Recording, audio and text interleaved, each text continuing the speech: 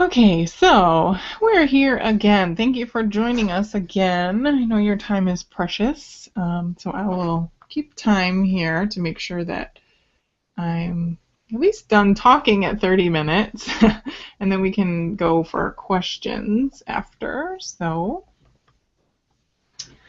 I'm going to, well, we talked a little bit, just because some of you were on early, we talked a little bit about, Pamela talked about the homework and how she was trying things this past week. And if you, I just put, this is the homework from last week, so I just popped this up here so you could kind of be reminded of the things that we talked about. Whether you debriefed about the ways you were parented with someone, your partner, a friend, or a sibling, and then just noticing your child positively and maybe carving out some few minutes of your day to spend some quality time with your child. So when we're done, since everyone's muted now, when we're done, I'll kind of go back and check in with you and see how these things are going. And then today we're going to talk about communication. So a lot of the themes that you'll hear today are really similar to the building confidence, and basically, I mean, I'm sure you can imagine communicating more with your children builds their confidence. It makes them feel special to you. So they're kind of linked in a certain way. I just wanted to go over again quickly the dates of everything, and we added something. So we added in that red font there, the talk story session on the 29th. Christy and I were basically talking about how, I know these are done at lunchtime and they're pretty quick, which is kind of how we designed them, so you were able to do it on your lunch hour, and that it was kind of workable for your day.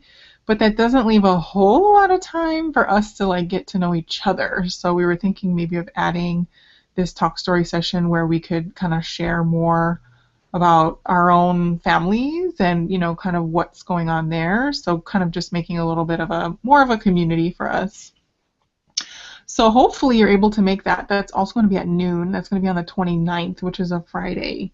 We'll kind of see how that one goes and maybe do some more later in the 6 weeks, but I'll update you on those dates if we end up doing it.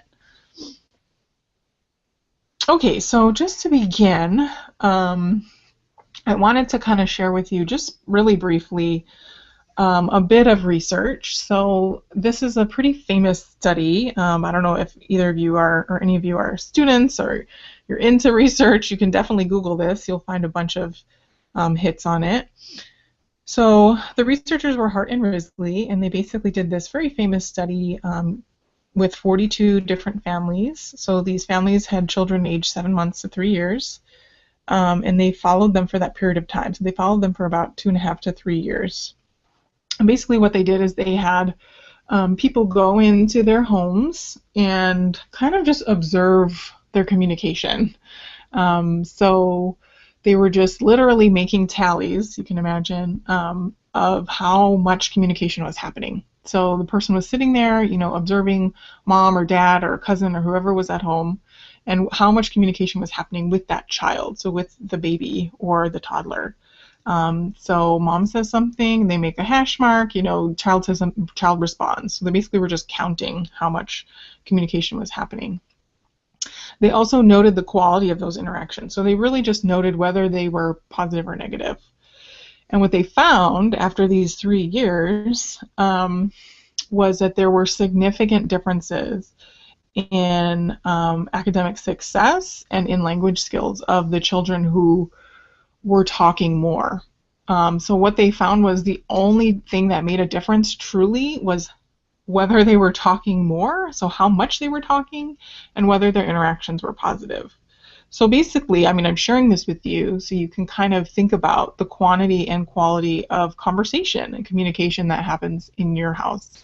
And thinking about, maybe if you're not talking that much, or if it's not so positive, kind of trying to flip that a little bit. So just kind of being more intentional and conscious of how much you're talking and kind of what's the quality of that conversation, because it really helps your child to form language skills and to do better academically, as well as socially.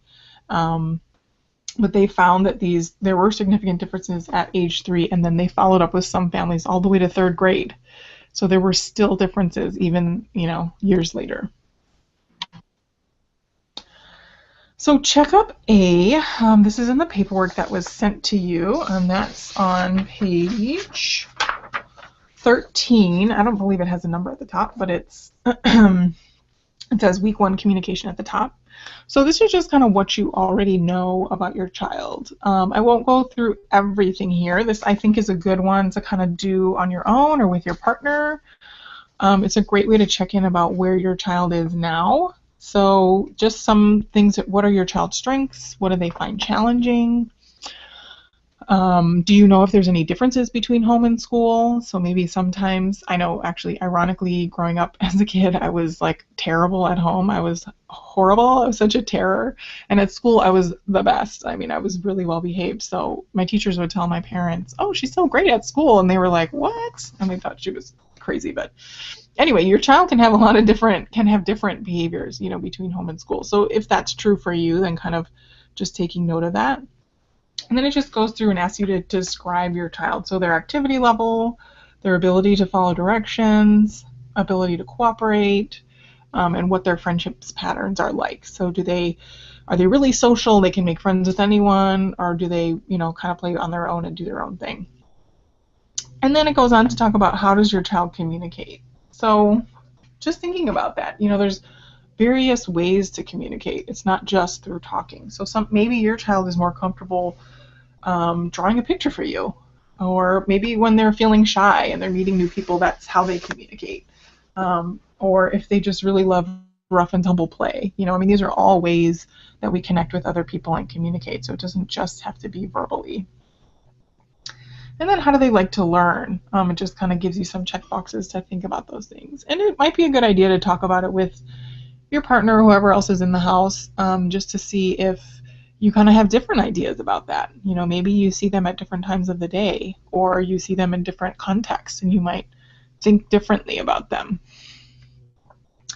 So today, our goal is to establish a routine and give your child a special time to share information. This says about preschool activities. Again, this is from a curriculum that dealt with teachers in preschools. So I'm really trying to focus on that special time and sharing information about kind of anything and everything. School as well, but just other things that are happening in your lives. And then we'll go over in a little bit later in the lesson the activity cards and the parent tip cards, just a couple of them, and see if any of those would work for you this week. So I'm going to show you a quick video example. This is from the CDC, the Centers for Disease Control. They have a couple other videos, you can see them on the side there, that are really great. And they're just kind of short and quick. And so if you wanted to Google those and check some of those other ones out. Positive communication with our children helps them develop in a healthy way and strengthens our bond with them. Parents can really kind of tune into what their kids are saying to kind of build those communication skills, help their children build language skills by saying, what did you say, and repeating back what the kids said and reflecting on that emotion that kids are expressing. There are 4 steps for communicating positively with your child. Step 1, praise. Use praise to help your child know what you'd like them to do. Be clear and specific with your praise. Instead of good job, say, good job putting away your toys. Great job putting your toys away, Jenny. It's very, very important as a parent to be conscious as much as possible of what your kids are doing, but you're checking in on them enough that there's opportunities to acknowledge what they're doing, that it's good. Step 2, imitation. You can copy or imitate the things your child is doing that you want them to keep doing. This shows your child that you are paying attention to them and interested in what they are doing. When copying and imitating, make sure you do the things the way your child does. Do not try to do things better or faster than your child.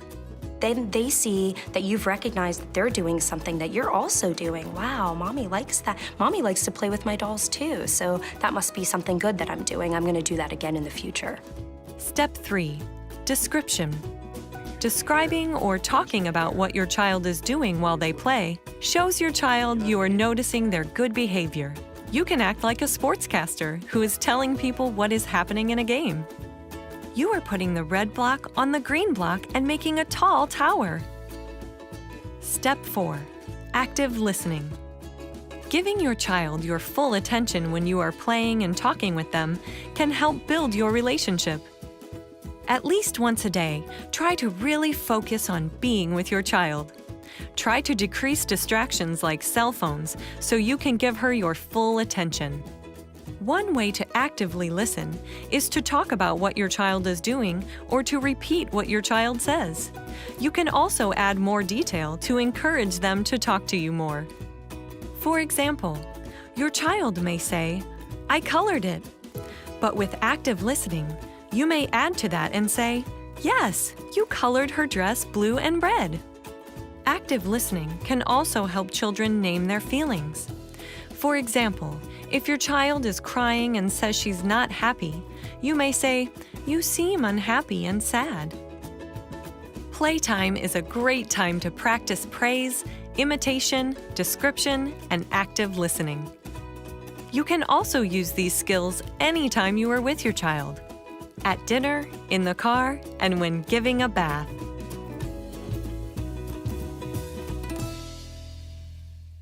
So just those 4 things that they kind of touched on in the video, I wanted to elaborate on a little bit. So they talked about praise when we talked about that last week with building confidence. So again, these 2 topics kind of align pretty well because communicating more is connecting more, and that builds your child's confidence and the connection that you have with them. So noticing those positive things that they're doing throughout the day. Imitating. So playing with your child. I know that can feel weird sometimes, and maybe that wasn't done for you growing up. I'm trying to think, like, my parents really didn't sit on the floor and play with me much that I can recall. I mean, I had a sister, but so that's actually a good time to connect too, and also builds confidence. So like they were saying in the video, it shows mom, likes what I'm doing, dad likes what I'm doing, they're interested in what I'm doing. And it can also just build that connection and be something you can do with those 5 or 10 minutes that you're spending together. And also, I think in that time, that imitating time, like letting your child take the lead. So that builds their confidence too. If you're playing with blocks or dolls or something, kind of going for a short period of time during the day, because so much as adults we're telling kids what to do, and we're asking them to do X, Y, Z for us. And we rarely kind of get into their world and let them take the lead. So just try that out for maybe 20, 30 minutes and see how it goes. Describing. So they talked about like being a sportscaster, and that sounds strange, but actually like in a lot of early childhood settings that does go on a lot. And primarily because it builds language. We know that it builds language. Research says that it builds language. So when your child's just, in the ages of 2 to 5 and they're learning language, they're still learning how to put sentences together. It's helpful for them to hear you repeat things, or for you to kind of narrate what they're doing. I'm not suggesting you do this all day long. You would look kind of strange, but again, during that playtime or that half an hour a day or whatever, you're able to kind of describe to them what they're doing. So, you're putting the block on top of your doll. What are you trying to do with that? Or, you're putting the red Lego on top of the yellow Lego. You're using lots of colors, so you can kind of make it conversational. It doesn't have to be that creepy or weird. And then active listening. So that's just kind of being with. So really paying attention and listening to what your child is saying. And again, that goes along with taking their lead. That's not done so often. So often we're telling kids, again, what to do, and we're not really listening to what they have to say. We have very busy lives, and so it's natural for us to kind of go into that tendency, but just kind of being intentional and thinking about actively listening. And by doing that, you're teaching them how to listen too. You're kind of modeling for them what you want. So on the next page, on page 16, at the top, it says Secrets of Success. And it really points out on, meeting at a regular time, or thinking about a time in the day that's convenient for you to meet. I know we talked about this last week too, so carving out those 5 or 10 minutes to have that quality conversation. And I don't want you to think oh gosh, now I have to have like building confidence 5 minutes, and I have to make 5 minutes to communicate, and I have to make 5 minutes to do, I don't have all this time. I mean, please, by all means, like combine these things. When you're taking those 5 or 10 minutes, you're doing both. By taking those 5 or 10 minutes, you are building confidence. And by communicating during those 10 minutes, you're communicating. You're building, communication skills. So I'm trying to make this as easy as I can for you. I know, everyone's very busy, so I don't want you to think you have 10 times throughout the day you got to figure out how to do this. Finding a comfortable place and helps you to kind of relax and helps your child to relax. Maybe that's right before bed. Maybe that's right when they wake up in the morning. Maybe that's when everyone gets home from their day and you have some time before dinner. I don't know what that is for your family, but, kind of thinking about when you can intentionally make that time. If your child's attending preschool and you pick them up, I think a great thing to do is to ask the teacher what happened that day. Oftentimes teachers kind of tell you anyway, or maybe you do this anyway, but if you're not already doing it, teachers would love to share with you the activities that they're doing throughout the day. Even what was snack like today, who did they play with today, who's their favorite friend in class. Your child's teacher knows all these things. They're with your child for a long time throughout the day, so they really do know them, and they know them in that school environment. So I think it's interesting to kind of find out those things from your child's teacher. And those are things you can bring up with your child at home and get more feedback and more conversation going. Another thing is look around the classroom, notice drawings or posters or toys when you drop off or pick up. Those are things you can ask your child about. Oh, I noticed that they have a rocket ship in the corner, 1 week. What are you guys doing with that? Are you learning about outer space? I noticed you have a big dinosaur picture on the wall. Have you talked about dinosaurs? So there's lots of things that you can, communicate with your child about.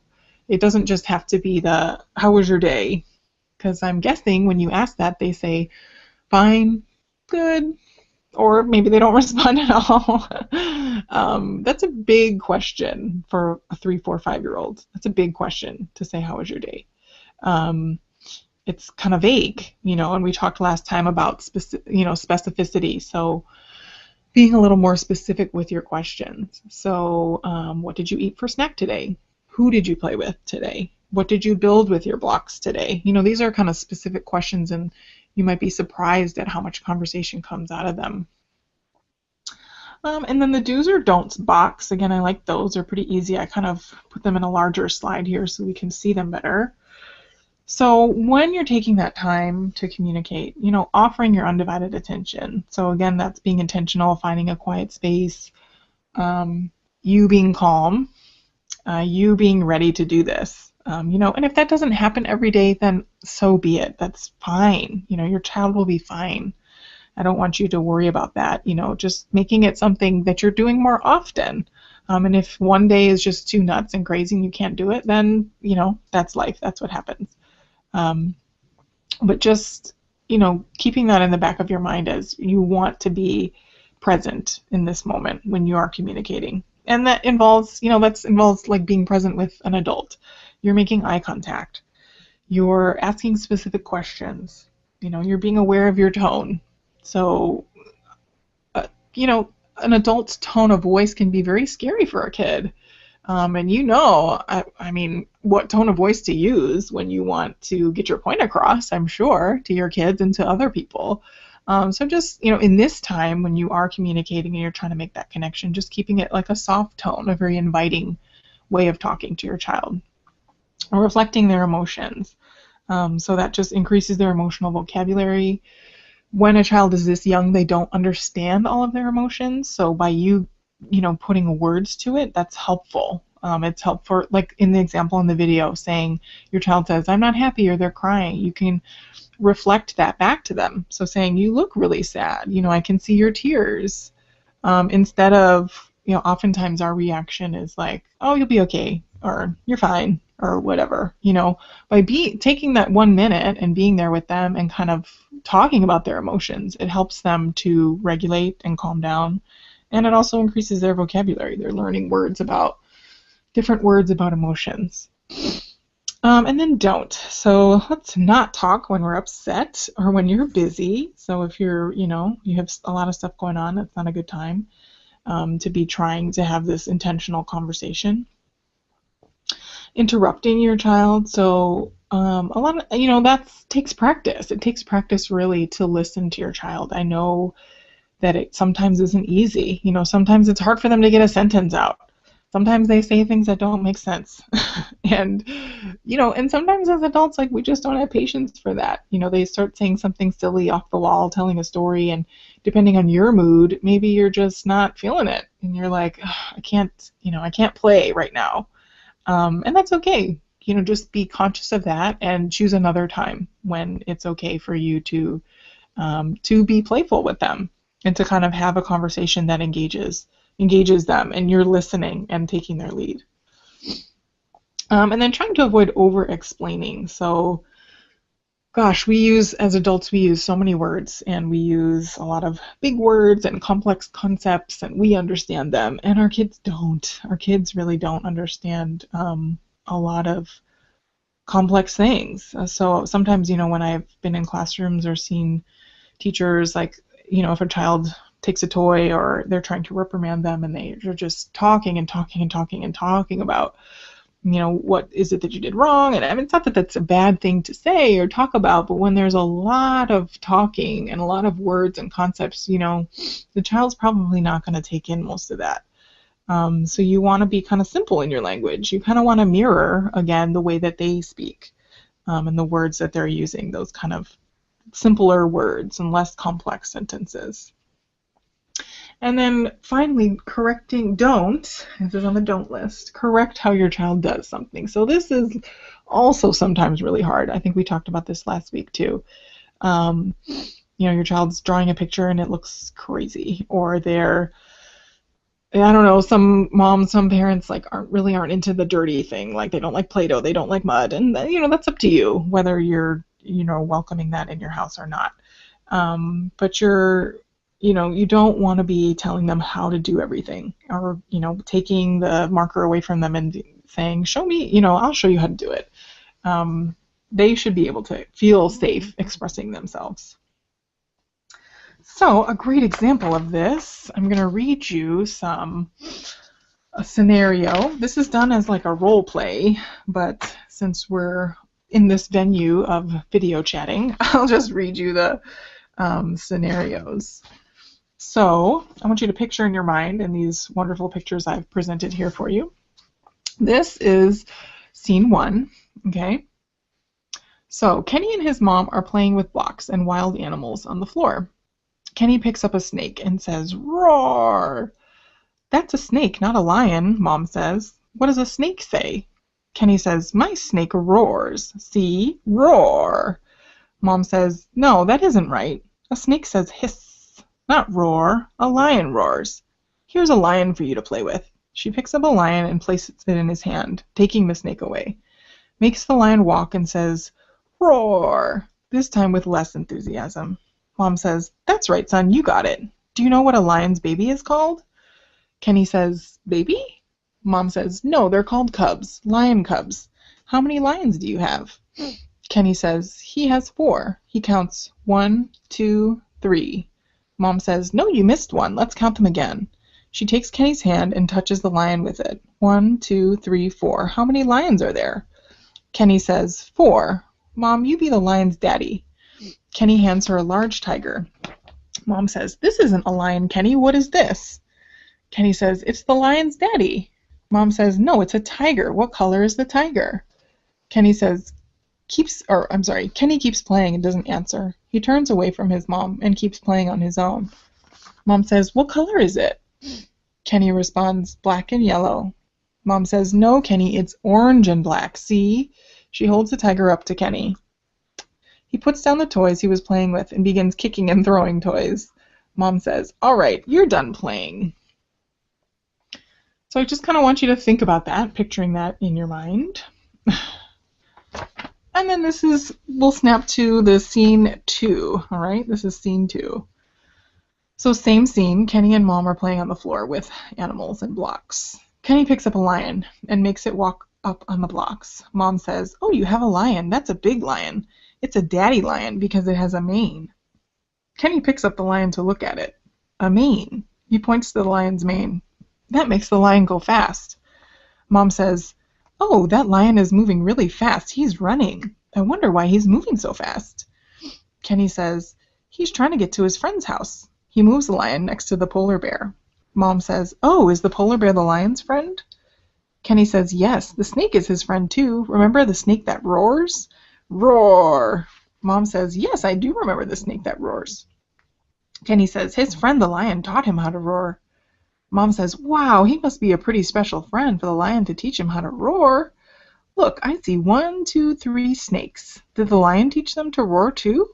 Kenny says, "Yes, he teaches all of his friends how to roar. He taught me how to roar too. Listen, roar." Mom says, "Oh yes, I would love to learn how to roar." So in these two scenarios, scene 1, scene 2, you can kind of see the difference in the quality of communication. So in the first one, Mom's constantly correcting him, right? And she's doing it, I don't want you to think that's like a mean mom, although I did make her look mean, didn't I? But I think she wants him to know the correct answer. She's concerned about, oh, does he know his colors? Does he know how to count the animals? Does he know that this is a lion, a lion roars and a snake doesn't roar? So the interaction, her intention is good, but she's taking away from that connection. So I kind of want you to think about that. So the child kind of turns away and, of course, isn't as interested in playing with her because she keeps, trying to quiz him while they're playing. Versus this mom who kind of went with it. And she was like, "Oh yeah, teach me how to roar, a snake that roars, that's cool." So that's kind of the difference in kind of, I think, the way that I'm, inviting you to really interact with your kids and to really communicate them in a way that's on their level, and it just helps them to feel more connected to you. So then checkup B, which is on page 17, yes, 17, in that packet that you were sent. So this one's also a great check-in. So the check-in A was kind of, where's your child now? What's kind of going on with them? And this checkup B is really like how well do you know what's kind of going on with your child, particularly at school. So again, this is from a curriculum that deals with preschool. So if your child's in preschool, just kind of wondering, do I know the new skills that they learned in the past month? Do I know if they have a good time at school? Who do they like to play with? What activity do they like to do the most? Is there anything scary for them throughout the day? Is there anything negative happening? So if you haven't already kind of spoken with your child's teachers about that, it's just a great opportunity to build that relationship with them and to know more about your child at school. And then it just says their activity, so getting more involved again with your child's classroom or your child's teacher or school. I don't know, again, if it doesn't fit your schedule to kind of go in and observe. I know a lot of schools welcome that, so that could be something you could do, or help out on certain days, I'm sure. Maybe that could give you a new perspective on your child too. Again, I don't know if that's something you're able to do. So real quick, I wanted to just look at some of the cards for this week.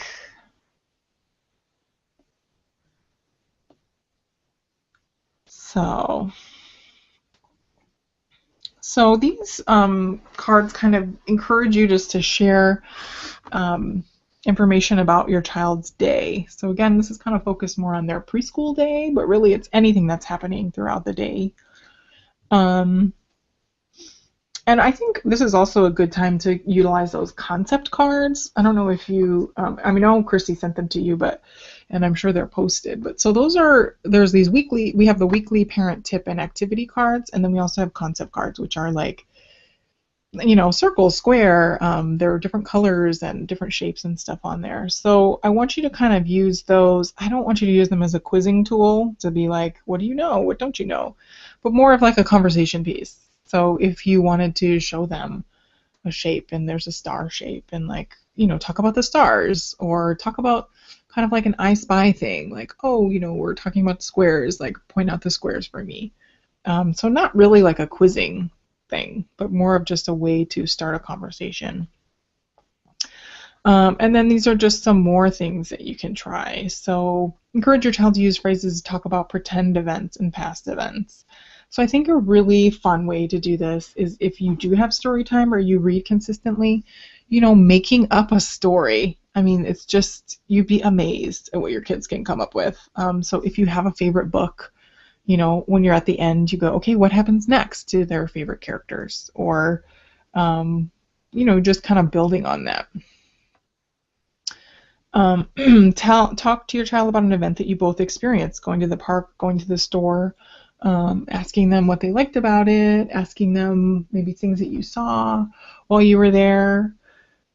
I think, at the very end of the sessions, when you have the bookmaking that is in October, that's a really cool activity where you'll be able to have an experience and then write a book and bring it home.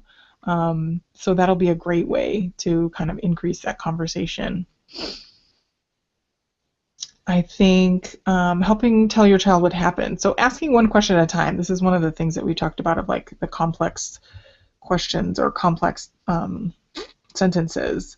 So asking one at a time. So instead of asking 3 questions in a row, you're just focusing on one.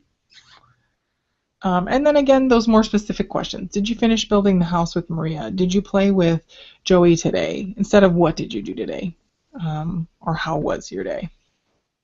And then just listening more intently. So these basically just go over the things that we kind of talked about. I think these ones are pretty helpful though. So if you have a chance to use those and go over them, that'd be great. I know we just have one more minute. So the homework for next week. So this is kind of similar to our homework for this week. So making some time, if you haven't already, again, don't feel bad if you just haven't had the time to do it. No problem. You can start this week. You can start tomorrow. You can start at any time. So making those 5 or 10 minutes, getting down on his or her level and listening to them and responding. Writing down 2 or 3 specific questions you can ask your child, whether it's about their school day, it's about going to grandma's house, about going to the beach, or thinking of questions that are just kind of being more aware when you are places. So if you do go to the beach, kind of noticing a couple things like, oh, I noticed he went and was playing in the sand with, someone down there, or he was trying to surf with his cousin today or whatever, and kind of thinking intentionally like, I'm going to ask them questions about that later, so you have some things to talk about. And then just talk. So, oh my goodness, I can't, like that research study that we heard about earlier, like just talk about anything, use words, teach them new words. It can only help them to not only learn vocabulary, but just to learn how to have a conversation. So learn how to take turns when talking is really important. I know sometimes, the idea is that kids are seen and not heard, and that's maybe something you didn't experience. Again, like a lot of conversation with your parent, but it is really good for them just developmentally to be talking. Noticing them doing the right thing. It sounds like you guys are already doing that, so that's great. Just keep on keeping on.